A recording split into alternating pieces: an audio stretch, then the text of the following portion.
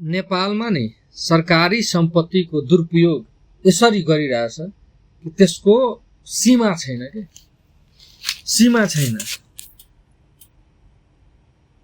मतलब जोसँग पावर छ त्यसले राम्रोसँग मिसयुज गर्छ गाडीदेखि र हरेक प्रोपर्टी सम्म हैन जसलाई जे मन लाग्छ जसरी मन लाग्छ त्यसले मिसयुज गर्छ जस्तै कि मलंगवा अस्पतालको एम्बुलेन्स पुरानो ब्याट्री बोकेर लालबन्दी आएको थियो सरकारको सम्पत्ति मिसयुज गर्न पाउँछ नो नो नेभर गल्फ कन्ट्रीमा हेर्नुस् युरोप कन्ट्रीमा हेर्नुस् सरकारी सम्पत्तिको दुरुपयोग गर्नु भनेको सबभन्दा ठूलो अपराध हो तर हाम्रो नेपालमा त दादागिरी गर्छ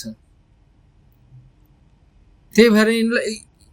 जसले पनि यो अर्डर दिए थियो ब्याट्री लिएर जा गल्ती कसको कि गुरुजीको आफ्नै गल्ती हो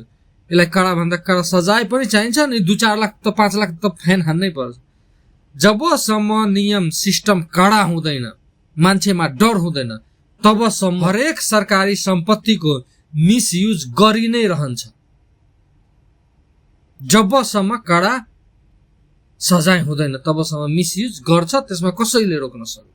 त्यही भएर कडा सजाय पनि दिनु साथै फाइन पनि 2-4-5 लाख 10 लाख अनि बल्ल सुध्रिन्छ जय नेपाल।